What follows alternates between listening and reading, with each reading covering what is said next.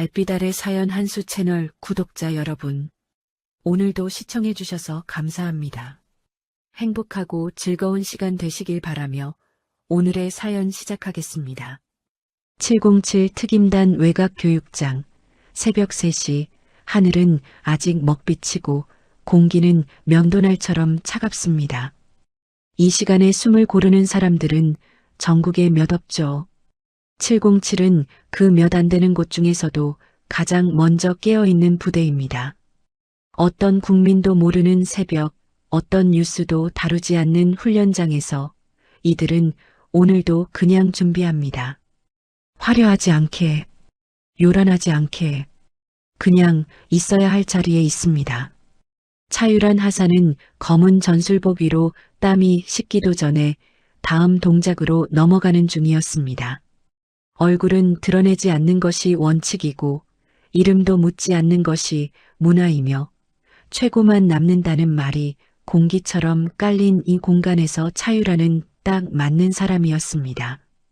감정이 없는 게 아니라 감정을 다루는 방식이 달랐습니다. 두려움은 훈련으로, 분노는 집중으로, 피로는 동작으로 전환하는 법을 이미 몸으로 알고 있는 사람이었죠. 그런데 그날은 이상했습니다. 훈련 평가 날이기도 했지만 오늘따라 교육장 한쪽에 낯선 공기가 섞여 들어왔습니다.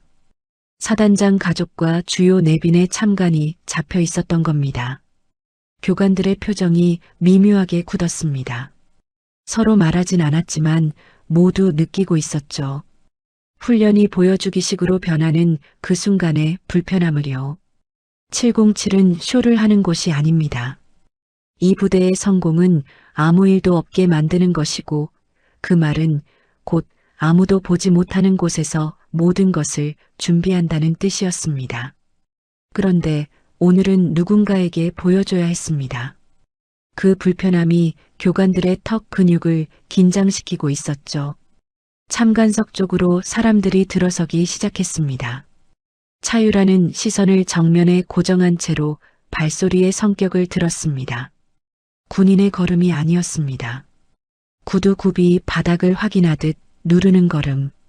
자신이 어디를 밟고 있는지 알고 있는 사람의 보폭이었습니다. 정세린이 들어왔습니다. 방송 리포터 출신이라는 건 첫눈에 알 수 있었습니다. 말하지 않아도 중심이 쏠리는 방식, 카메라 앞에서 단련된 자신감이 몸 전체에 배어 있었습니다. 재벌가 며느리라는 타이틀과 투스타 사단장의 아내라는 위치가 더해지면서 정세린의 존재는 그냥 공간에 들어오는 것이 아니라 공간을 점유하는 방식으로 작동했습니다. 미소는 지어 보였지만 눈빛은 뭔가를 계산하고 있었습니다. 주변 관계자들에게 가볍게 인사를 건네는 사이에도 시선은 교육장을 훑고 있었죠. 그 시선이 차유란에게 멈췄습니다. 아주 잠깐, 그러나 명확하게. 정세린의 눈이 차유란 위에서 한 박자 쉬었습니다. 저 애가 새로 들어온 하사? 작은 속삭임이었습니다. 그러나 그 말이 닿은 사람들의 어깨가 조금씩 경직됐습니다. 차유라는 들었습니다. 들으면서도 정면을 유지했습니다. 그게 규정이고 그게 이 부대의 방식이었죠. 정세린이 참관석을 벗어나 훈련장 쪽으로 걸어왔습니다. 누군가 말렸어야 했습니다. 아무도 말리지 않았습니다. 정세린의 시선은 바닥에 놓인 작은 장비 하나에 닿았고 발끝으로 툭 건드렸습니다. 이런 걸 흘리고도 707이라고 해? 목소리는 가벼웠지만 날이 서 있었습니다. 차유라는 허리를 숙여 장비를 집어 올렸습니다. 규정대로 조용히 빠르게. 그런데 정세린이 손목을 잡았습니다. 끌어당기는 힘이 예상보다 강했습니다. 대답은? 차유란이 고개를 들었습니다. 눈이 마주쳤습니다. 교육규정상 참관자와 불필요한 대화는 금지입니다. 그 한마디가 정세린의 얼굴을 바꿨습니다. 미소가 사라지고 그 자리에 무언가 날카로운 것이 올라왔습니다. 주변에 있는 남성 간부들을 의식하는 것이 역력했습니다. 자신이 누구인지, 지금 여기서 어떤 취급을 받고 있는지를 확인받고 싶은 욕구가 빠르게 부풀어 올랐죠. 내가 지금 나를 무시해? 그리고 뺨이 날아왔습니다. 소리 하나가 훈련장을 정지시켰습니다. 차유란의 얼굴이 아주 조금 옆으로 돌아갔습니다. 눈물이 아니었습니다. 울음도 아니었습니다.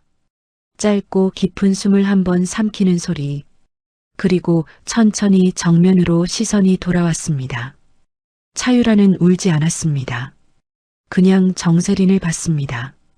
그 눈빛이 뺨을 맞은 사람의 눈빛이 아니었습니다.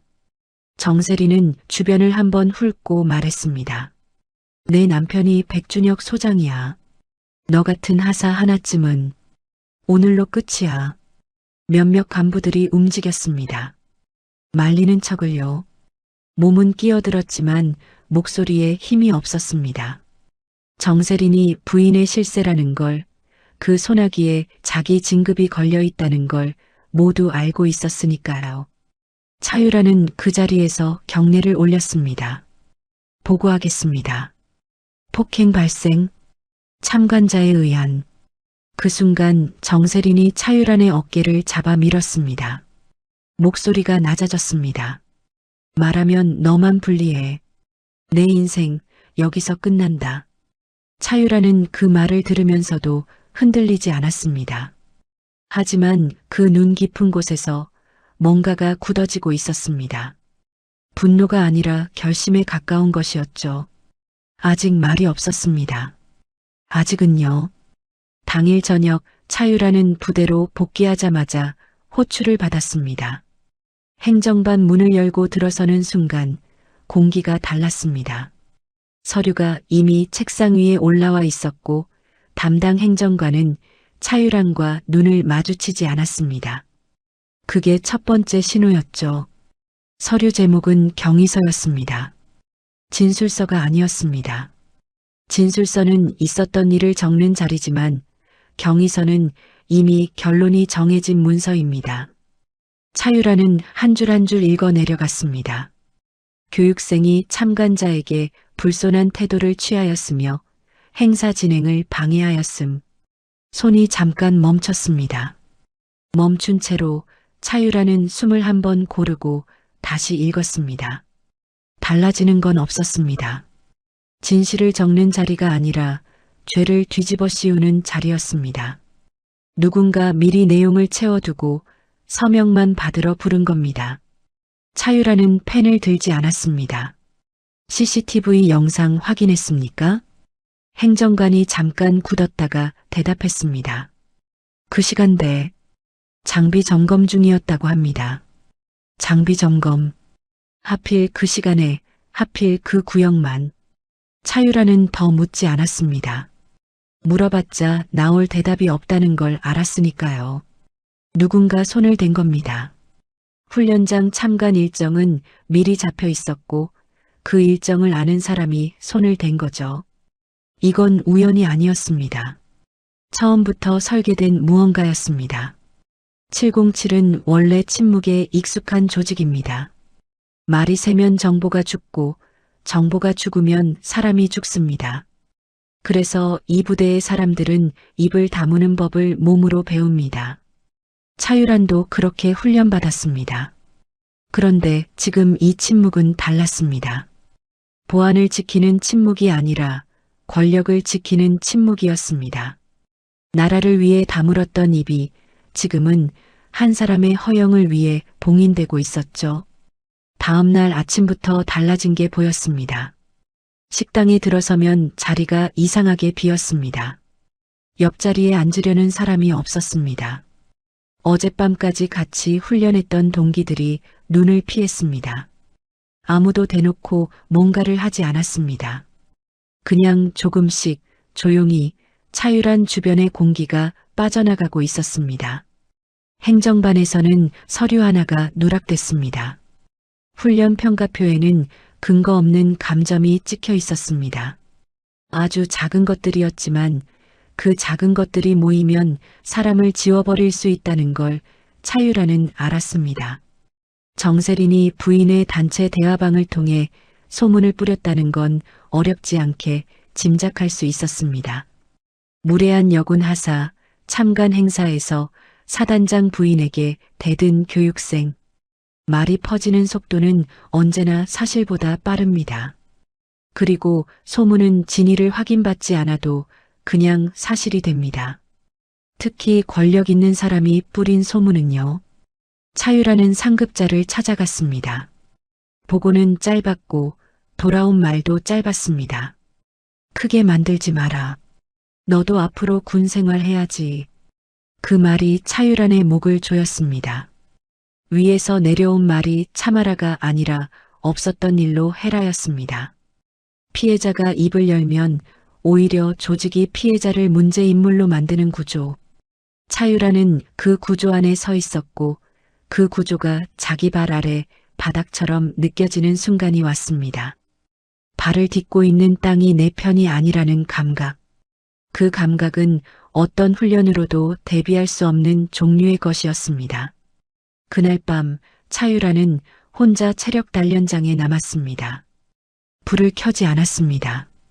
어두운 공간에서 손바닥에 먼지를 털며 잠시 천장을 봤습니다. 707은 늘 대기합니다. 국민은 몰라도 우리는 늘 준비돼 있습니다. 그게 이 부대의 존재 이유였고 차유란이 이 길을 선택한 이유였습니다. 누군가의 일상이 평온할 수 있도록 보이지 않는 곳에서 긴장을 유지하는 사람들. 그 자부심이 차유란을 여기까지 데려왔습니다. 그런데 지금 차유란이 대기하고 있는 건 국민의 안전이 아니었습니다. 한 여자의 허영을 건드리지 않기 위한 침묵이었습니다. 그 사실이 단련장의 어둠 속에서 선명하게 윤곽을 드러냈습니다. 발소리가 들렸습니다. 이가영 대위였습니다. 차유란보다 4년 선배, 이 부대에서 살아남는 법을 가장 잘 아는 사람 중 하나였죠.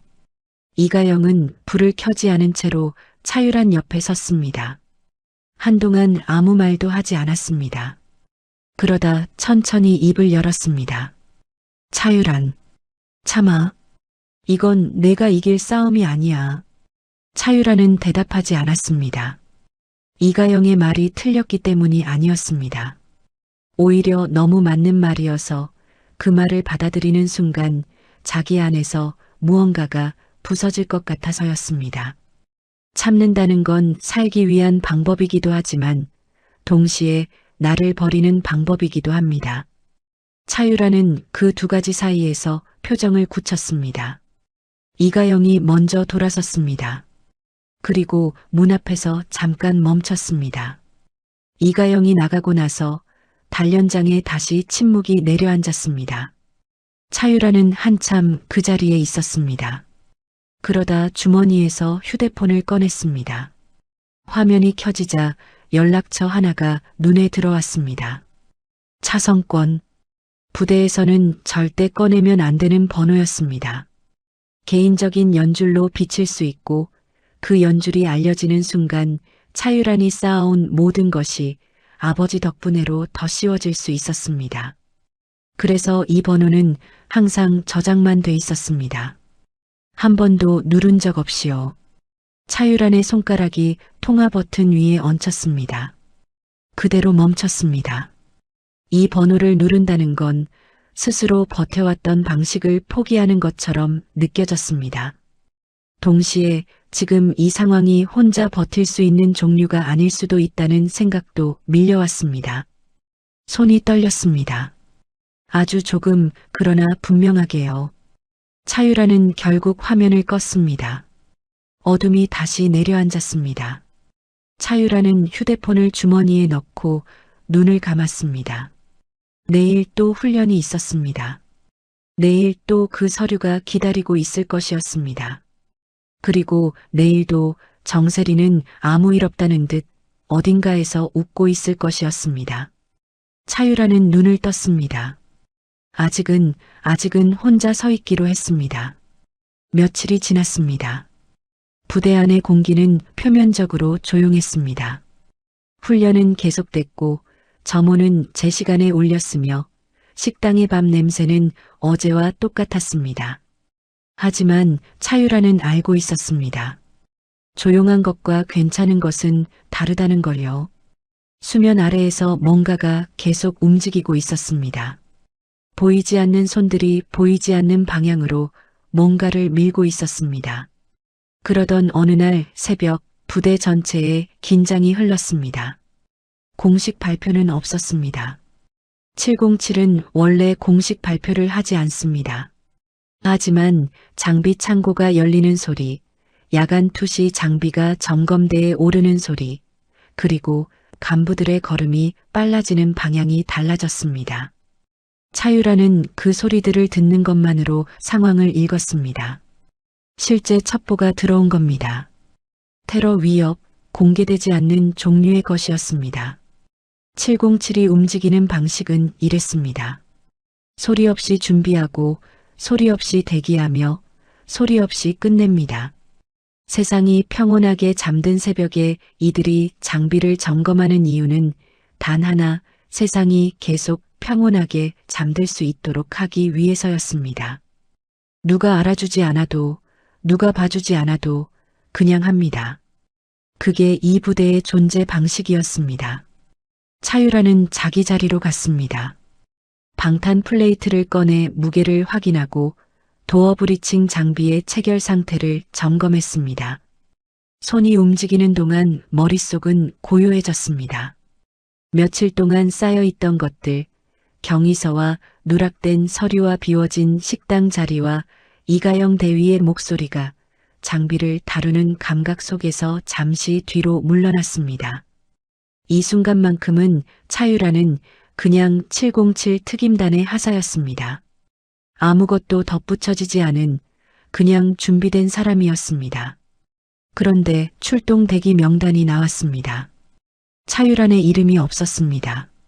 처음엔 착각인 줄 알았습니다. 다시 읽었습니다. 없었습니다. 세 번째 읽고 나서야 차유란은 명단을 내려놓았습니다. 담당 교관은 시선을 피했습니다. 어제의 행정관과 똑같은 방식으로요. 눈을 안 마주치는 것이 일종의 답이었습니다. 나중에 흘러들어온 말로 이유를 알았습니다. 백준혁 소장의 지시였습니다. 내부 잡음이 있는 인원은 이번 작전 대기에서 제외한다. 표면적으로는 작전 보완을 이유로 들었지만 실제 이유는 하나였습니다. 정세린이 압박을 넣은 겁니다. 뺨을 때린 것도 모자라 이제는 차유란이 서야 할 자리까지 빼앗으려는 거였습니다. 첫 번째 뺨은 손으로 왔습니다. 두 번째 뺨은 명예로 왔습니다. 차유란은 그 자리에서 아무 말도 하지 않았습니다. 소리를 낸다고 달라지는 게 없다는 걸 이미 알고 있었습니다.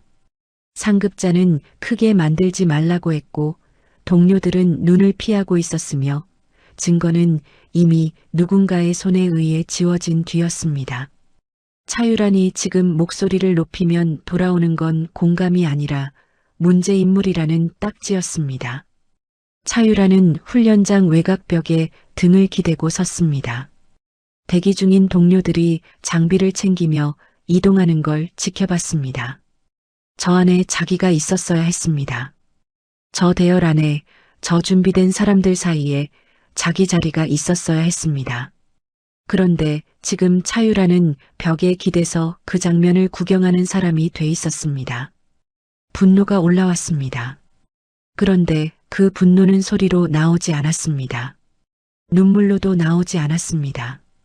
차유란의 분노는 안으로 가라앉는 종류였습니다. 펄펄 끓다가 식는 게 아니라 가라앉으면서 단단하게 굳어지는 방식으로요. 뜨겁게 흥분하는 대신 차갑게 선명해지는 감각이었습니다. 차유라는 그 자리에서 생각했습니다. 707은 항상 보이지 않는 곳에서 준비합니다. 화려하게 드러내지 않고 요란하게 알리지 않습니다. 가장 조용하게 움직이는 사람이 가장 먼저 준비된 사람입니다. 지금 자기에게 필요한 것도 그 방식이었습니다. 총을 드는 대신 다른 것을 들어야 했습니다. 소리를 내는 대신 기록해야 했습니다. 차유라는 숙소로 돌아와 작은 수첩을 꺼냈습니다. 날짜, 시간, 장소, 발생 경위, 훈련 평가표 감점 내역, 서류 누락 일자, 경위서 강요 정황. 기억나는 것들을 하나씩 적기 시작했습니다. 손글씨로 천천히 빠뜨리지 않으려고 애쓰면서요. 707이 임무 전에 지형을 분석하고 동선을 짜듯 차유라는 지금 자기 앞에 놓인 상황을 해부하기 시작했습니다. CCTV 공백 시간대, 경위서 작성 강요 정황, 부인회를 통해 소문이 퍼진 경로, 작전 대기 명단에서의 제외 경위. 하나하나는 작아 보였지만 연결하면 달랐습니다. 우연히 이렇게 한 방향으로 모이는 경우는 없었습니다. 설계된 것들이었습니다. 수첩을 닫기 전에 차유라는 잠깐 멈췄습니다. 이걸 계속하면 어떻게 될지 알고 있었습니다. 더 깊이 들어갈수록 더 위험해질 것이었습니다. 상대는 투스타 사단장의 아내고 그 뒤에는 백준혁 소장이 있으며 그 주변에는 부인의 실세에 소나기에 잡힌 간부들이 있었습니다. 차유라는 하사였습니다. 계급도 배경도 조직의 보호도 없는 상태에서 그 구조를 건드리는 일이었습니다. 그럼에도 수첩은 닫혔습니다. 버려지지 않고 닫혔습니다. 차유라는 그걸 내 안쪽 주머니에 넣었습니다. 가장 가까운 곳, 가장 보이지 않는 곳에요. 707이 임무 전에 가장 중요한 장비를 몸에 가장 가깝게 두듯이 차유라는 이 기록을 자기 몸 가장 가까이에 뒀습니다. 밖에서 장비 이동 소리가 들렸습니다. 대기조가 움직이고 있었습니다. 차유라는 그 소리를 들으며 눈을 감지 않았습니다. 감으면 무너질 것 같았습니다. 대신 정면을 봤습니다. 불이 켜진 창문 너머로 부대의 불빛이 점점이 박혀 있었습니다. 아직 끝나지 않았습니다. 작전 해제 통보는 새벽 2시에 떨어졌습니다. 위험 요소 제거 확인. 전 대기조 해산. 짧은 무전 한 줄이었습니다. 그리고 그걸로 끝이었습니다. 장비를 다시 창고에 넣고 방탄 플레이트를 제자리에 걸고 야간 투시 장비의 배터리를 분리합니다. 누가 뭘 했는지, 어디서 뭐가 해결됐는지 아무도 묻지 않습니다. 707은 원래 그렇습니다. 성공했을 때 가장 조용한 부대입니다. 아무 일도 없었다는 것 자체가 성공의 증거니까요. 대기 조원들의 얼굴에 안도가 번졌습니다. 긴장이 풀리는 방식은 사람마다 달랐습니다. 어깨에서 힘이 빠지는 사람, 깊게 숨을 내쉬는 사람, 조용히 눈을 감는 사람. 오늘 밤 아무 일도 없었다는 사실에 모두가 안심했습니다. 국민은 모릅니다. 이 새벽에 이 사람들이 장비를 들고 대기했다는 것도, 그 대기가 누군가의 잠을 지켰다는 것도요. 차유라는 그 장면을 복도 끝에서 봤습니다. 대기조에 끼지 못한 자리에서 해산하는 사람들을 바라봤습니다. 안도하는 얼굴들을 보면서 차유라는 복잡한 감정이 교차하는 걸 느꼈습니다. 저들과 같은 마음으로 안도하고 싶었습니다. 같은 긴장을 나눴다가 같은 안도로 내려놓고 싶었습니다. 그게 이 부대에서 함께 산다는 의미였으니까요. 그런데 오늘 차유라는 그 긴장에 낄 수조차 없었습니다. 그리고 그 순간 뭔가가 선명하게 보였습니다. 707의 성공 방식, 아무 일도 없게 만드는 것. 그 방식이 지금 이 부대 안에서는 전혀 다른 방향으로 작동하고 있었습니다. 국민을 지키기 위한 침묵이 아니라 정세린을 지키기 위한 침묵. 부대의 명예를 위한 대기가 아니라 백준혁 소장의 체면을 위한 대기. 아무 일도 없게 만드는 능력이 차유란에게 일어난 일을 없는 일로 만드는 데 쓰이고 있었습니다. 그 깨달음이 차유란의 등줄기를 타고 내려갔습니다. 분노가 아니었습니다. 분노는 이미 가라앉아서 단단해진 상태였습니다. 이건 더 선명한 것, 확신에 가까운 감각이었습니다. 지금 움직여야 한다는 것, 기다리면 없어진다는 것. 시간이 지날수록 기억은 흐려지고 흔적은 사라지고 사람들은 더 깊이 침묵 속으로 걸어 들어간다는 것을요. 차유라는 숙소로 돌아와 수첩을 다시 꺼냈습니다. 이번엔 더 체계적으로 정리했습니다. 날짜 순으로 배열하고 각 항목마다 관련 인물과 가능한 증인을 병기했습니다. 훈련 평가표 감점, 이건 담당 교관이 지시를 받았을 가능성이 있었습니다. 경위서 강요, 이건 행정관이 직접 전달한 문서였습니다. 서류 누락, 이건 차유란 혼자 겪은 게 아닐 수도 있었습니다. 이가영 대위가 마지막에 했던 말이 떠올랐습니다. 나도 당했어. 나도 맞았어. 다들 당했어. 그 말이 수첩 위에서 다르게 읽혔습니다. 이가영 대위가 그 말을 꺼낸 건 단순한 위로가 아니었습니다. 자기도 피해자라는 고백이었습니다. 그리고 그 고백이 맞다면 차유란 혼자만의 일이 아니었습니다. 정세린이 이 부대 안에서 저질러온 일들이 차유란 이전에도 있었다는 뜻이었습니다. 반복된 패턴이 있었고 그 패턴 속에서 사람들은 하나씩 침묵을 선택했으며 그 침묵이 쌓이면서 정세린의 행동은 점점 더 대담해졌습니다. 차유라는 펜을 잠깐 멈추고 생각했습니다. 혼자 모은 기록으로는 부족했습니다. 차유란 한 명의 진술은 불만 있는 하사의 일방적 주장으로 묻힐 수 있었습니다. 하지만 여러 사람의 기록이 같은 방향을 가리킨다면 그건 달라질 수 있었습니다. 패턴이 보이면 구조가 보이고 구조가 보이면 설계가 드러납니다. 707이 임무를 수행하는 방식과 같았습니다. 혼자 뛰어드는 게 아니라 먼저 정보를 수집하고 구조를 파악하고 정확한 지점을 겨냥합니다. 그런데 그 다음 날부터 상황이 급격히 나빠졌습니다. 아침에 일어나 보니 수첩이 없었습니다.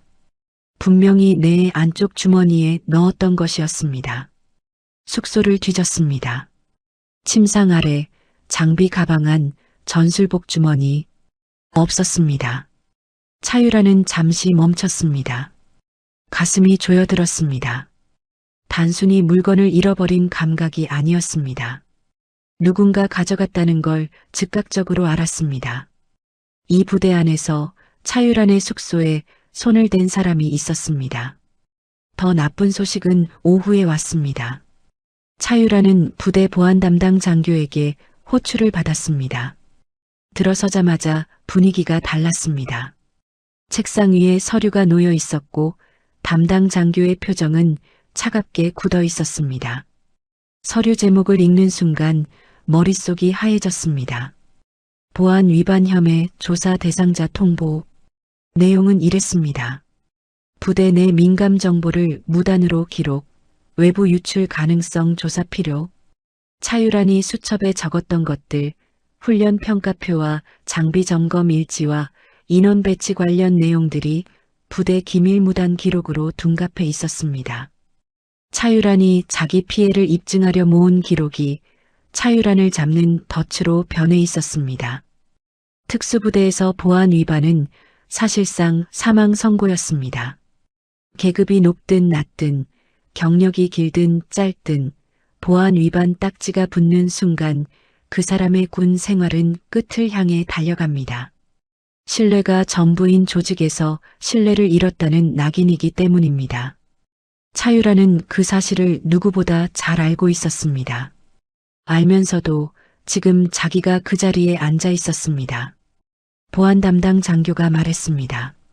차유란 하사 조사 기간 동안 독립생활관으로 이동합니다. 사실상의 격리였습니다. 차유란은 고개를 끄덕였습니다. 항의하지 않았습니다. 항의가 지금 상황을 바꿀 수 없다는 걸 알고 있었습니다. 문을 나서는 순간 복도에 있던 몇몇 후배들이 시선을 피했습니다. 괜히 엮였다가 같이 가라앉을까 봐요. 차유라는 그 시선들을 다 받으면서 복도를 걸었습니다. 천천히 등을 세우고 흔들리지 않는 걸음으로요. 독립생활관 문을 닫고 혼자 앉았을 때 차유라는 처음으로 천장을 오래 봤습니다. 수첩은 없어졌고 증거는 사라졌으며 이제 차유란 자신이 피의자가 됐습니다. 상황이 완전히 뒤집혔습니다. 피해자가 가해자로, 기록하는 사람이 위반자로. 정세린 쪽은 차유란보다 훨씬 빨리 움직이고 있었습니다. 차유란이 기록을 시작했다는 걸 알자마자 그 기록을 빼앗고 역으로 이용했습니다. 그때 노크 소리가 났습니다. 이가영 대위였습니다. 문을 반쯤 열고 들어서는 이가영의 얼굴은 창백했습니다. 며칠 전보다 눈이 더 들어가 있었습니다. 이가영은 문을 닫고 차유란 맞은편에 앉았습니다. 한동안 아무 말도 하지 않다가 입술을 열었습니다. 미안해. 나도 겁났어. 그 말이 차유란의 가슴 어딘가를 건드렸습니다. 이가영이 겁쟁이라서 한 말이 아니었습니다. 이 구조 안에서 용기를 낸다는 게 얼마나 많은 것을 잃는 일인지 알면서도 그 미안함을 들고 여기까지 온 거였습니다. 차유라는 이가영을 바라봤습니다. 이가영이 천천히 덧붙였습니다. 근데 나도 당했어. 나도 맞았어. 다들 당했어. 그 말이 독립생활관의 좁은 공간 안에 내려앉았습니다. 차유라는 그 말의 무게를 느꼈습니다. 이가영 혼자가 아니었습니다. 이가영 이전에도, 이가영 말고도 이 부대 안에서 정세린에게 당한 사람들이 있었습니다. 그리고 그들 모두 침묵을 선택했습니다.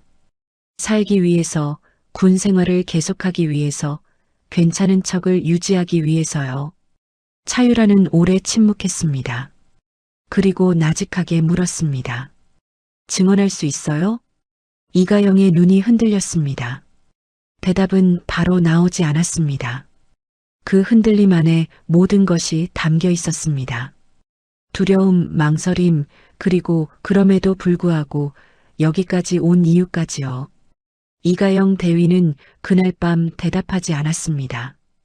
흔들리는 눈으로 차유란을 한참 바라보다가 결국 자리에서 일어났습니다. 문을 나서기 전에 잠깐 멈췄지만 뒤를 돌아보지는 않았습니다. 문이 닫히고 발소리가 멀어지고 독립생활관에 다시 침묵이 내려앉았습니다. 차유라는 그 침묵을 탓하지 않았습니다. 이가영이 겁쟁이라서가 아니었습니다. 이 구조 안에서 입을 연다는 것이 어떤 의미인지 차유란 자신이 가장 잘 알고 있었으니까요. 그날 밤 차유란은 잠을 자지 않았습니다. 누운 채로 천장을 봤습니다. 수첩은 없어졌고 증거는 사라졌으며 자신은 보안 위반 혐의 조사 대상자가 됐습니다. 상황을 하나씩 짚어보면 볼수록 이 싸움의 구조가 더 선명하게 보였습니다. 차유란이 가진 것은 기억뿐이었습니다. 기억은 증거가 되지 않습니다. 기억은 주장이 되고 주장은 반박될 수 있으며 반박이 쌓이면 거짓말쟁이가 됩니다. 그게 이 구조가 작동하는 방식이었습니다. 다음 날 아침 조사가 시작됐습니다. 보안 담당 장교와 외부에서 온 조사관 한 명이 동석했습니다. 질문은 예상했던 것들이었습니다. 수첩에 기록한 내용의 출처, 기록의 목적, 외부 유출 여부. 차유라는 한 가지씩 답했습니다. 담담하게, 사실만, 과장 없이요. 707에서 배운 보고, 방식 그대로였습니다. 사실만 보고합니다. 그 원칙이 지금 이 자리에서도 유효했습니다. 조사관이 물었습니다. 수첩에 부대 인원 배치 관련 내용이 있었다는 진술이 있습니다. 사실입니까? 차유라는 잠깐 생각했습니다. 수첩을 가져간 사람이 이미 내용을 읽었고 그 내용을 자기들에게 유리하게 해석해서 보고한 거였습니다. 인원 배치라는 건 차유란이 작전 대기 명단에서 제외된 경위를 기록한 것이었습니다. 그게 부대 기밀 무단 기록으로 둔갑한 거죠. 작전 대기 명단에서 제외된 경위를 기록한 것입니다. 해당 내용은 저 자신에 관한 사항이었습니다. 조사관이 펜을 멈췄습니다. 미세한 변화였지만 차유라는 놓치지 않았습니다. 질문이 예상한 방향으로 흘러가지 않자 잠깐 흔들린 겁니다. 차유라는 계속했습니다. 수첩이 제 숙소에서 없어진 경위도 함께 조사해 주시기 바랍니다. 조사관과 보안 담당 장교가 시선을 교환했습니다. 아주 짧은 순간이었지만 그 눈빛 안에 뭔가가 담겨 있었습니다. 당황함인지 계산인지 아니면 둘 다인지 차유라는 그 눈빛을 읽으면서 한 가지를 확신했습니다. 이 조사는 진실을 찾기 위한 자리가 아니었습니다. 차유란을 정리하기 위한 절차였습니다. 조사는 2시간 만에 끝났습니다. 결론은 나오지 않았습니다. 아니, 정확히는 결론이 나왔지만 차유란에게 알려주지 않았습니다. 추가 조사가 필요합니다라는 말과 함께 독립생활관으로 돌려보냈습니다. 격리가 연장된다는 의미였습니다. 그 사이 부대 안에서 소문이 다시 움직였습니다. 이번엔 보안 위반이었습니다. 앞선 소문이 무례한 여군 하사였다면 이번 소문은 훨씬 치명적이었습니다. 특수부대에서 보안 위반은 단순한 규정 위반이 아닙니다. 동료를 위험에 빠뜨릴 수 있는 행위입니다. 그 딱지가 붙으면 아무리 오랜 동료도 거리를 둡니다. 괜히 같이 엮이면 자기 신뢰도까지 흔들리니까요. 동료들이 멀어지는 속도는 빨랐습니다. 복도에서 마주치면 눈을 피했습니다. 식사 시간에 같은 줄에 서지 않으려 했습니다. 누군가는 차유란 쪽을 향해 고개를 돌리다가 멈추는 것도 보였습니다. 말을 걸고 싶었는데 참은 사람의 동작이었습니다. 차유란은 그 동작들을 다 봤습니다. 탓하지 않았습니다. 그 사람들도 살아야 했으니까요. 사흘째 되던 날 저녁 이가영 대위가 다시 왔습니다. 이번엔 노크 소리가 달랐습니다. 조심스러운 게 아니라 결심한 사람의 노크였습니다. 문을 열자 이가영의 얼굴이 며칠 전과 달라져 있었습니다. 창백함은 여전했지만 눈빛이 달랐습니다. 흔들림이 가라앉고 그 자리에 뭔가 단단한 것이 들어선 눈빛이었습니다. 이가영이 들어서자마자 말했습니다. 나 진술할게. 차유라는 말없이 이가영을 봤습니다. 이가영이 자리에 앉으며 천천히 말을 이었습니다. 2년 전이었습니다. 이가영이 부대 행사 준비를 맡았을 때 정세린이 행사 동선에 개입했습니다. 자기 자리 위치, 사진 촬영 각도, 심지어 어느 간부가 자기 옆에 서야 하는지까지요. 이가영이 부대 행사는 군 규정에 따라 진행된다고 말하자 정세린이 이가영의 진급 서류에 영향력을 행사했습니다. 실제로 그해 이가영의 진급이 한 기수 밀렸습니다. 이가영은 아무 말도 하지 않았습니다. 그냥 감수했습니다. 이가영이 말하는 동안 목소리가 가늘게 떨렸습니다. 그때 내가 말했어야 했는데 말 못하고 넘어갔더니 그 뒤로 더 심해졌어. 나 다음에 또 다른 사람이 당했고 그 사람도 침묵했어. 계속 그렇게 됐어. 차유라는 이가영의 말을 들으면서 가슴 안쪽이 조여드는 걸 느꼈습니다. 이건 단순한 갑질이 아니었습니다. 반복되고 축적된 구조적 폭력이었습니다. 한번 침묵이 받아들여지면 다음번은 더 쉬워집니다. 저항이 없으면 경계는 사라집니다. 정세린의 행동이 점점 대담해진 것도 이 구조 안에서 아무도 멈추지 않았기 때문이었습니다. 차유란이 물었습니다. 다른 사람들도 진술할 수 있을까요? 이가영이 잠깐 생각하다 고개를 끄덕였습니다. 2명 더 있어. 한 명은 현재 복무 중이고 한 명은 작년에 전역했어. 전역한 사람한테는 내가 연락해 볼게. 차유라는 숨을 한번 고르고 말했습니다. 이가영 대위님, 이거 시작하면 저한테 유리하게 끝날 거라고 장담 못합니다. 대위님도 아시죠? 이가영이 작게 웃었습니다. 쓴 웃음이었지만 그 안에 무언가 단단한 것이 실려 있었습니다. 알아. 근데 이번에 또 침묵하면 나 자신을 못 볼 것 같아. 그 말이 차유란의 가슴에 내려앉았습니다. 거창한 정의감이 아니었습니다. 그냥 자기 자신을 지키기 위한 용기였습니다. 그게 오히려 더 단단하게 느껴졌습니다. 이가영이 돌아가고 나서 차유란은 오래 앉아 있었습니다. 수첩은 없어졌지만 증언이 생겼습니다. 혼자였지만 이제 혼자가 아니었습니다. 아직 상황이 유리해진 건 아니었습니다.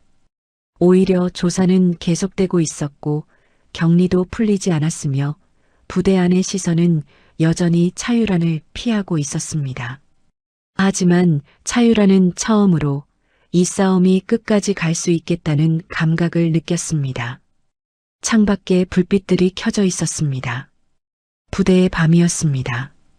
어딘가서 누군가 또 대기하고 있을 시간이었습니다. 보이지 않는 곳에서 준비하는 사람들, 아무도 모르는 새벽에 자리를 지키는 사람들. 차유라는 그 불빛들을 바라보면서 생각했습니다.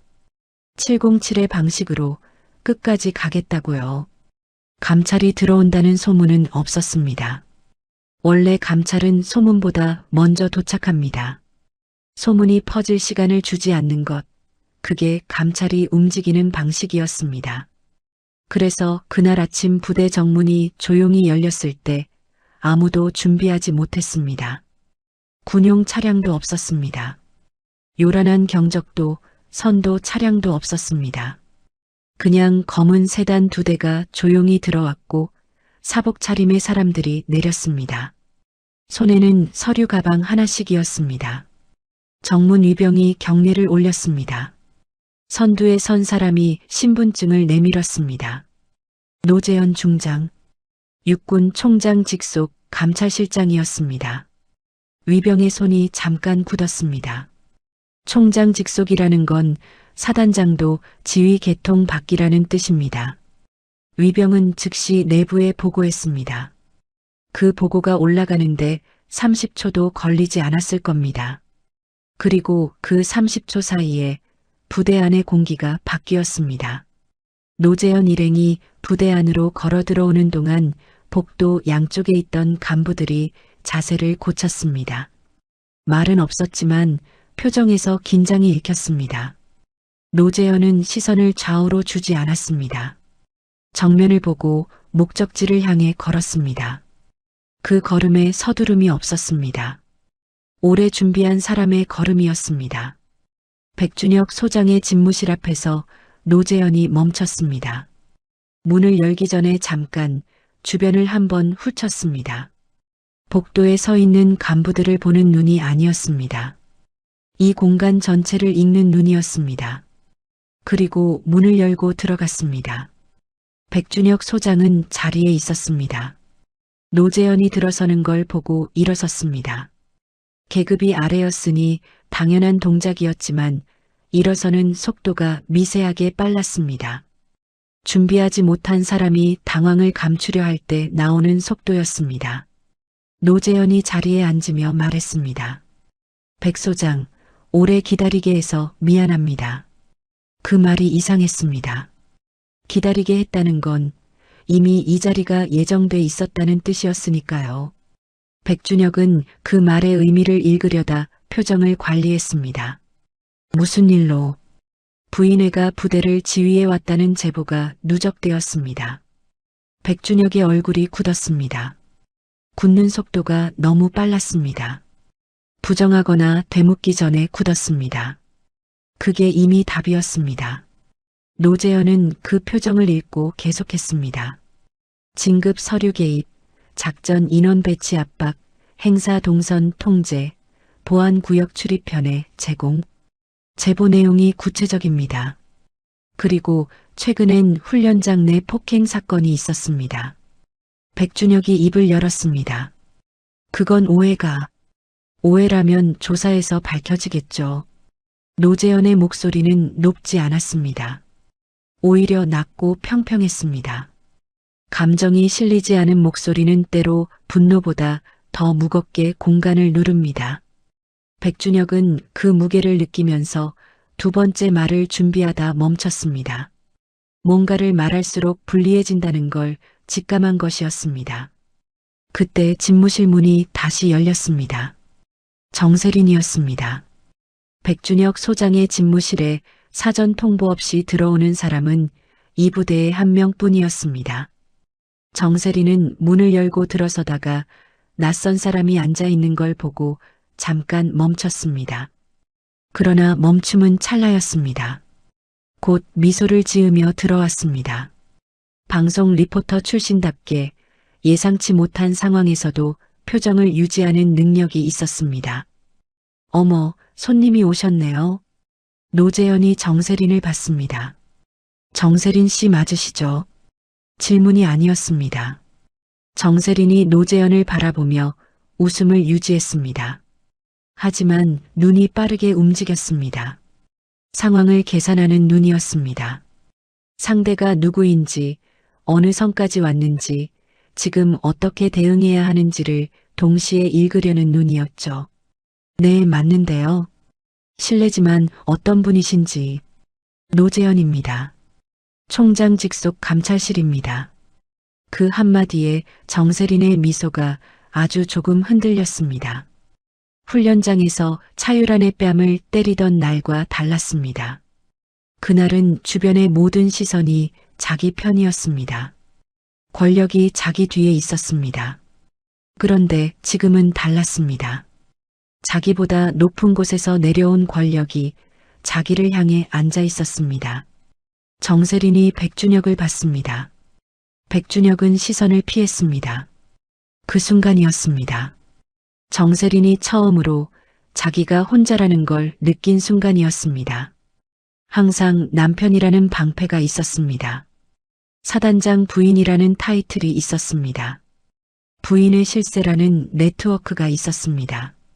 그런데 지금 남편은 시선을 피하고 있었고 타이틀은 조사 대상이 됐으며 네트워크는 이미 감찰의 시야 안에 들어와 있었습니다.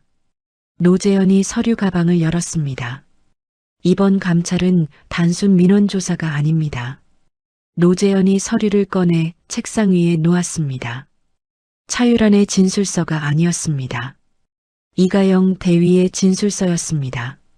그리고 그 아래에 또 다른 진술서가 있었습니다. 이가영이 말했던 2명 중 1명, 작년에 전역한 사람의 진술이었습니다. 그리고 현재 복무 중인 또 다른 피해자의 진술까지요. 진술서가 3장이었습니다. 차유란의 것을 포함하면 4장이었습니다. 노재현이 말을 이었습니다. 뺨 한 대가 아닙니다. 이건 반복된 패턴이고 구조가 무너진 사건입니다. 부대의 지휘 체계가 민간인에 의해 침해된 사안입니다. 백준혁은 아무 말도 하지 못했습니다. 정세린은 미소를 거뒀습니다. 처음으로 꾸미지 않은 얼굴이었습니다. 그 얼굴은 훈련장에서 차유란의 손목을 잡아당기던 얼굴과 달랐습니다. 작아졌습니다. 권력이 빠져나간 사람의 얼굴은 생각보다 작아집니다. 노재현은 서류를 다시 정리하며 말했습니다. 조사는 오늘부터 시작됩니다. 2분 모두 별도 진술 일정 통보받으실 겁니다. 그리고 자리에서 일어섰습니다. 더 말이 없었습니다. 필요한 말은 이미 다 했습니다. 노재현이 집무실을 나서는 동안 복도에 서 있던 간부들이 일제히 자세를 고쳤습니다. 그 모습을 보면서 노재현은 내심 씁쓸했을 겁니다. 이 자세들이 백준혁 소장에게도 정세린에게도 똑같이 향했던 자세들이었을 테니까요. 감찰단이 부대 안으로 완전히 들어오면서 조사 준비에 착수했습니다. 독립생활관에 있던 차유란에게 전령이 왔습니다. 차유란 하사 감찰실에서 면담 요청입니다. 차유란은 전령의 말을 듣고 잠깐 눈을 감았습니다. 긴 시간이 아니었습니다. 수만 번을 고르는 시간이었습니다. 그리고 일어섰습니다. 전술복 상의를 여미고 모자를 고쳐 쓰고 문을 열었습니다. 복도는 평소와 달랐습니다. 지나치는 간부들의 시선이 며칠 전과 달라져 있었습니다. 피하는 시선이 아니었습니다. 뭔가를 읽으려는 시선이었습니다. 상황이 바뀌었다는 걸 이미 감지한 사람들의 눈이었습니다. 차유라는 그 시선들을 받으면서 복도를 걸었습니다. 빠르지도 느리지도 않게 그냥 제 걸음으로요. 감찰실 임시 사무소 앞에 서서 차유라는 노크했습니다. 들어오십시오. 문을 열고 들어서자 노재현이 앉아 있었습니다. 노재현은 차유란을 보고 자리를 권했습니다. 차유란이 앉자 노재현이 먼저 말했습니다. 수고 많았습니다. 차유란 하사. 차유란은 그 말을 들으면서 표정을 유지했습니다. 그러나 가슴 안쪽 어딘가에서 뭔가가 조금 풀리는 감각이 있었습니다. 수고했다는 말을 들은 게 얼마 만인지 기억나지 않았습니다. 노재현이 서류를 펼쳤습니다. 사실대로 말씀해 주시면 됩니다. 아는 것만 있는 그대로요. 차유란이 고개를 끄덕였습니다. 예, 사실만 보고하겠습니다. 감찰 조사는 사흘에 걸쳐 진행됐습니다. 노재현의 팀은 조용했습니다. 요란하게 서류를 들추거나 간부들을 몰아세우는 방식이 아니었습니다. 그냥 한 명씩 조용히 불러서 앉히고 듣는 방식이었습니다. 그 방식이 오히려 더 무서웠습니다. 소란스럽지 않은 조사는 빠져나갈 틈을 주지 않습니다. 소리가 없으면 어디서 무엇이 진행되는지 알 수 없고 알 수 없으면 대비할 수도 없으니까요. 차유라는 첫날 2시간, 둘째 날 3시간 조사를 받았습니다. 노재현은 차유란에게 추궁하지 않았습니다. 유도하지도 않았습니다. 그냥 시간순으로 물었습니다. 훈련장 참관 당일부터 경위서 강요, 수첩 분실, 보안 위반 혐의 통보까지 차유라는 707에서 훈련받은 방식 그대로 답했습니다. 감정을 씻지 않고 사실만 순서대로요. 억울함을 호소하지 않았습니다. 동정을 구하지도 않았습니다. 그냥 있는 그대로를 말했습니다. 노재현이 조사 말미에 말했습니다. 차유란 하사는 이 상황에서 감정적으로 대응하지 않았습니다. 그게 오히려 기록을 더 신뢰할 수 있게 했습니다. 차유란은 짧게 답했습니다. 훈련받은 대로 했습니다. 그 말이 노재현의 표정을 잠깐 바꿨습니다. 대단한 말이 아니었습니다. 그런데 그 단순함 안에 담긴 것이 묵직했습니다. 차유란이 이 상황에서 무너지지 않은 게 강인한 개인의 의지 때문만이 아니라 이 부대가 가르친 방식으로 버텼다는 뜻이었으니까요. 그리고 그 방식을 이 상황에서도 지켰다는 것이요. 조사 이틀째 저녁 육군본부에서 보고서 한 부가 올라갔습니다. 수신이는 차성권 대장이었습니다. 차성권은 육군본부 작전참모부장이었습니다. 사성 장군. 이 보고서가 차성권의 책상에 올라간 건 노재현의 판단이었습니다. 감찰 내용이 단순 부대 내 분쟁을 넘어 지휘체계 침해와 구조적 기강 해이에 해당한다고 판단했기 때문이었습니다. 그리고 또 하나 피해자의 성이 차였습니다. 노재현은 그 이름을 확인하고 잠깐 멈췄을 겁니다. 차성권 대장은 보고서를 받았습니다.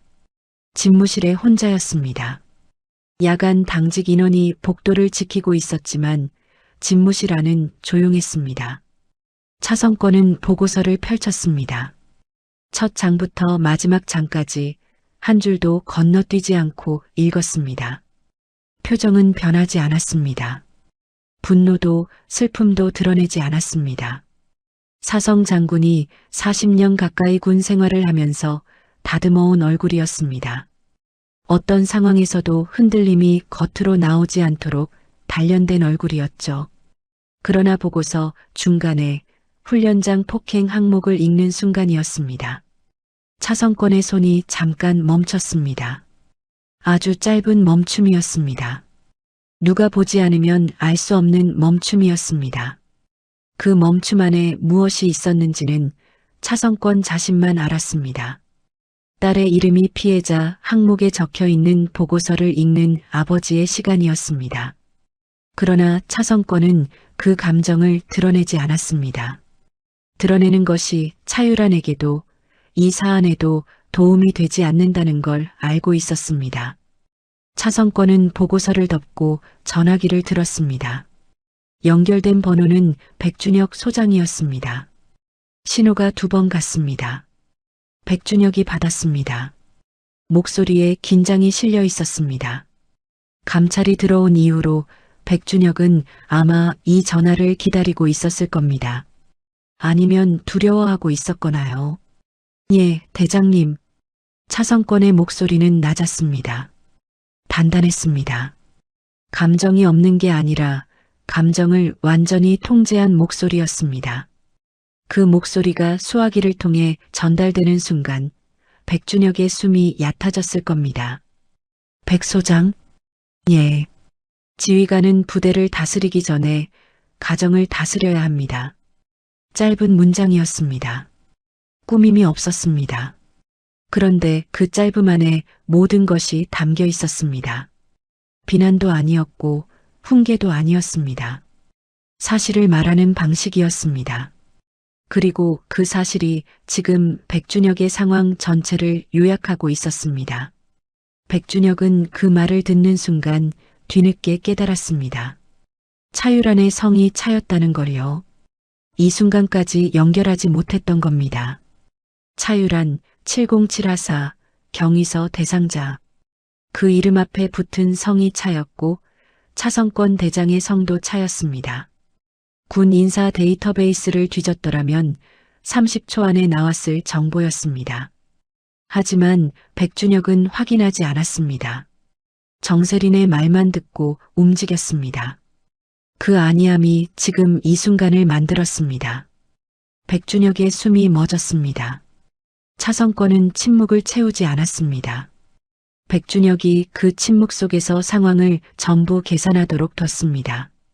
차유란이 차성권의 딸이라는 것, 그 사실이 알려진 게 아니라 이미 보고서에 올라와 있다는 것, 감찰이 총장 직속에서 움직이고 있다는 것, 그리고 지금 이 전화가 단순한 안부가 아니라는 것까지요. 백준혁이 겨우 입을 열었습니다.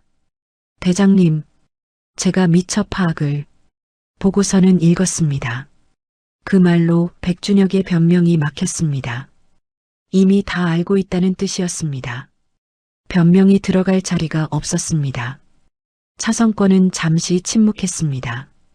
그 침묵이 수화기 너머에서 백준혁의 어깨를 짓눌렀습니다. 그리고 차성권이 마지막 말을 내렸습니다. 지금 당장 내 남편 옷 벗을 준비해라. 직접적인 말이 아니었습니다. 정세린에게 전달하라는 말이었습니다. 그 말을 백준혁이 정세린에게 전해야 한다는 것, 그 전달 과정 자체가 이미 하나의 처분이었습니다. 남편이 아내에게 자신의 보직 해임을 예고해야 하는 상황.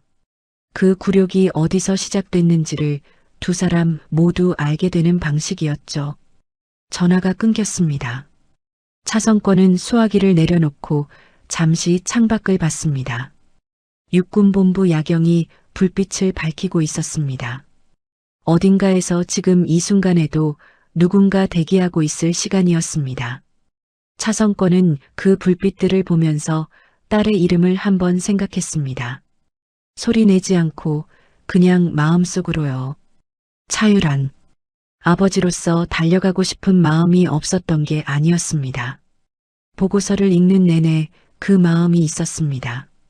그런데 차성권은 그 마음을 움직이지 않았습니다. 아버지로서 개입하는 것이 차유란이 쌓아온 것들을 덮어버리는 방식이라는 걸 알았기 때문이었습니다. 차유란은 아버지의 딸로 이 상황을 버텨온 게 아니었습니다. 707의 하사로 군인으로 버텨왔습니다. 그 방식을 아버지가 뒤집어서는 안 됐습니다. 그래서 차성권이 선택한 방식은 이것이었습니다. 구조를 끊어내는 것. 정세린이 기대고 있는 권력의 뿌리를 제거하는 것. 차유란을 보호하는 게 아니라 차유란이 서 있는 자리를 지키는 것. 그게 아버지가 할 수 있는 가장 군인다운 방식이었습니다. 한편 그 시각 백준혁의 집무실에서는 정세린이 전화를 받고 있었습니다. 백준혁은 차성권의 말을 그대로 전했습니다. 목소리가 떨렸습니다. 정세린은 처음엔 말의 의미를 파악하지 못했습니다. 그러다 천천히 한 단어씩 의미가 닿기 시작했습니다. 옷을 벗는다는 것, 보직 해임, 자신 때문에 남편이 군복을 벗어야 한다는 것. 정세린의 얼굴에서 색이 빠졌습니다.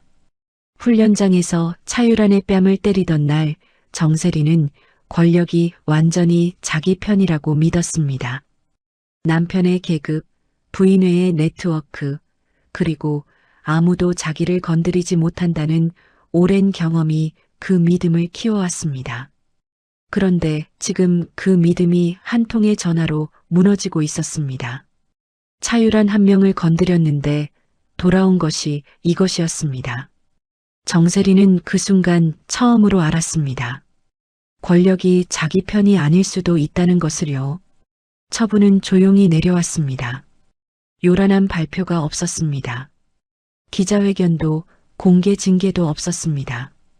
707이 늘 해오던 방식과 같았습니다. 소리 없이 그러나 정확하게 아무도 모르는 사이에 가장 중요한 것이 끊어지는 방식이었습니다. 백준혁 소장은 보직 해임됐습니다. 발령 통보는 이른 아침에 나왔습니다. 사단장실 명패가 내려지고 후임 지휘관이 들어오기 전까지 집무실은 비워졌습니다. 백준혁이 그 방을 나서는 장면을 본 사람은 많지 않았습니다. 707은 원래 그런 곳이었습니다. 들어올 때도 조용히, 나갈 때도 조용히요. 다만 그 조용함의 무게가 달랐습니다. 들어올 때의 조용함은 준비된 사람의 것이었고, 나갈 때의 조용함은 비워진 사람의 것이었습니다. 정세린에게는 군 시설 출입 제한이 내려졌습니다. 부인회는 해체됐습니다. 공식 해체 통보가 아니라 그냥 더 이상 모이지 않는 방식으로요. 부인회가 유지될 수 있었던 건 백준혁 소장의 계급과 정세린의 영향력이 결합된 구조 덕분이었습니다. 그 구조의 뿌리가 잘리자 나머지는 자연스럽게 흩어졌습니다. 억지로 해산시킬 필요도 없었습니다. 권력이 빠지면 사람들은 알아서 떠납니다. 관련 간부들은 줄줄이 징계를 받았습니다. CCTV에 손을 댄 사람, 경위서를 강요한 사람, 훈련 평가표를 조작한 사람, 수첩을 가져간 사람, 하나씩 순서대로 정확하게 처분됐습니다. 감찰이 조용히 움직인 사흘 동안 이 모든 것이 기록됐고, 기록은 처분의 근거가 됐습니다. 공개적인 망신이 아니었습니다. 그러나 각자의 군 생활 기록에 남는 방식이었습니다. 지워지지 않는 방식으로요. 차유란은 독립생활관에서 나왔습니다. 짐을 챙기는데 오래 걸리지 않았습니다. 원래 많지 않았으니까요. 문을 열고 복도로 나서자 공기가 달랐습니다. 며칠 전과 같은 복도였지만 같은 공기가 아니었습니다. 지나치는 간부들의 시선이 달라져 있었습니다. 피하는 시선이 아니었습니다. 어떤 시선은 짧은 목례를 담고 있었습니다. 말없이 그냥 고개를 약간 숙이는 방식으로요. 차유라는 그 목례들을 하나씩 받으면서 복도를 걸었습니다. 이가영 대위가 복도 끝에서 기다리고 있었습니다. 두 사람은 잠깐 마주봤습니다. 말이 필요하지 않았습니다. 이가영의 눈에 뭔가가 촉촉하게 고여 있었지만 흘러내리지는 않았습니다. 차유란도 마찬가지였습니다. 두 사람은 그냥 나란히 걸었습니다. 복도를 지나 바깥으로 나오는 동안 한마디도 하지 않았습니다. 그 침묵이 어색하지 않았습니다. 같은 걸 겪은 사람들 사이의 침묵은 말보다 많은 것을 담습니다. 며칠이 지나고 차유라는 다시 훈련장에 섰습니다. 참관석이 없었습니다. 내빈도 없었습니다. 보여주기식 행사도 없었습니다. 그냥 훈련장이었습니다.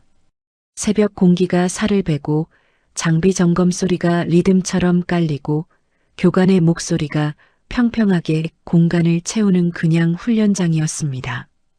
차유라는 그 공간에 서서 숨을 한번 고르게 들이쉬었습니다. 오래 그리웠던 공기였습니다. 며칠 만이었지만 훨씬 오래된 것처럼 느껴졌습니다.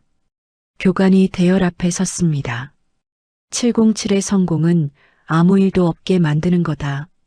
차유라는 그 말을 들었습니다. 전에도 수없이 들었던 말이었습니다.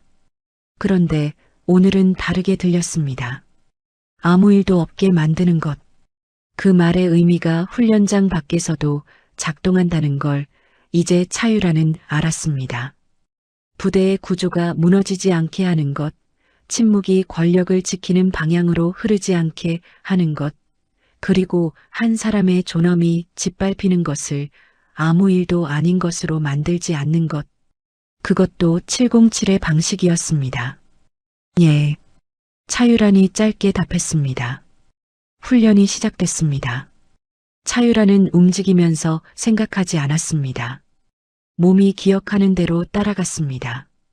장비의 무게, 발이 땅을 누르는 감각, 숨이 리듬을 타는 방식. 이 모든 것이 차유란이 오랫동안 쌓아온 것들이었습니다. 아버지의 이름 덕분이 아니라 차유란 자신이 이 자리에서 만들어온 것들이었습니다. 그 사실이 지금 이 순간 발바닥을 통해 올라오는 것 같았습니다. 땅이 내 것이라는 감각이었습니다. 그날 밤이었습니다. 훈련을 마치고 숙소에 돌아온 차유란의 휴대폰에 문자가 왔습니다. 발신인을 확인하는 순간 손이 멈췄습니다. 차성권. 오랫동안 눌리지 않았던 번호였습니다. 독립생활관에서 그 번호 위에 손을 얹었다가 끄지 못했던 밤이 떠올랐습니다. 차유라는 문자를 열었습니다. 딱 2글자였습니다. 수고했다. 차유라는 그 문자 앞에서 한참 움직이지 않았습니다. 숙소의 불빛이 조용히 켜져 있었고 바깥에서 바람소리가 낮게 들렸습니다. 차유라는 휴대폰 화면을 보면서 그 2글자를 여러 번 읽었습니다. 읽을수록 눈 안쪽이 뜨거워지는 게 느껴졌습니다. 울지 않으려 했습니다. 훈련장에서도 울지 않았고 독립생활관에서도 울지 않았으며 이가영 대위의 고백을 들을 때도 울지 않았습니다. 그런데 딱 2글자 앞에서 눈가가 젖었습니다. 차유라는 그 이유를 알았습니다. 아버지가 딸을 구하러 온 게 아니었기 때문이었습니다. 차성권은 끝까지 개입하지 않았습니다. 달려오지 않았고 직접 나서지 않았으며 딸을 보호한다는 명분으로 차유란이 군인으로 서 있는 방식을 건드리지 않았습니다. 대신 구조를 끊어냈습니다. 차유란이 버텨낼 수 있도록 바닥을 다시 깔아줬습니다. 그게 아버지가 선택한 방식이었습니다. 차유란이 군인으로 끝까지 서 있을 수 있도록 지켜봐준 방식이었습니다. 그 2글자가 담고 있는 것이 무엇인지 차유란은 이제야 다 알 것 같았습니다. 수고했다는 말이 딸에게 하는 말인지 군인에게 하는 말인지 차유란은 구분하지 않기로 했습니다. 그 2가지가 같은 사람 안에 있었으니까요. 차유란은 딸이면서 군인이었고 군인이면서 딸이었습니다. 그 2가지를 동시에 지킨 채로 이 자리까지 왔습니다. 차유란은 한참 만에 답장을 눌렀습니다. 예. 딱 1글자였습니다. 그게 전부였습니다. 더 쓸 말이 없어서가 아니라 이 1글자 안에 모든 것이 들어갔기 때문이었습니다. 감사합니다도 고생했습니다도 걱정 끼쳐드려서 죄송합니다도 아니었습니다. 그냥 예. 보고를 마쳤다는 뜻이었고 여기 서 있다는 뜻이었으며 괜찮다는 뜻이었습니다. 숙소 창밖으로 부대의 불빛이 보였습니다. 점점이 박힌 불빛들이 어둠 속에서 제자리를 지키고 있었습니다. 어딘가에서 지금 이 순간에도 누군가 장비를 점검하고 있을 것이었습니다. 야간 투시 장비의 배터리를 확인하고 방탄 플레이트의 체결 상태를 손으로 짚어보고 침투 차량의 연료를 확인하는 사람들이 있을 것이었습니다. 세상이 모르는 사이에 세상이 계속 평온할 수 있도록요. 차유라는 전술복 어깨에 붙은 패치를 내려다봤습니다. 흰 호랑이였습니다. 707 마크였습니다. 어둠 속에서도 선명했습니다. 보이지 않는 곳에서 항상 준비되어 있는 사람들의 표식이었습니다. 차유라는 그 패치를 손끝으로 한번 짚었습니다. 말없이 그냥요. 이 부대는 요란하지 않습니다. 성공해도 조용하고 준비해도 조용하며 지켜도 조용합니다.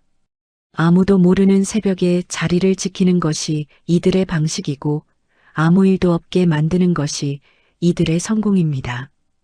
그 안에서 한 사람의 존엄이 짓밟혔고 그 존엄을 지키기 위해 누군가 침묵을 깼으며 그 침묵이 깨지는 순간 구조가 흔들렸습니다. 그리고 흔들린 구조는 소리 없이 바로잡혔습니다. 707답게요. 차유라는 불을 끄고 누웠습니다. 내일 또 새벽이 올 것이었습니다. 살을 베는 공기, 장비 점검 소리, 교관의 목소리, 그리고 차유라는 그 자리에 있을 것이었습니다. 어제와 같은 자리에, 그러나 어제와 다른 무게로요. 더 단단해진 발바닥으로, 더 깊어진 숨으로 아무 일도 없게 만드는 사람들 중 하나로요. 흰 호랑이는 어둠 속에서 빛납니다. 보이지 않는 곳에서 항상 준비된 채로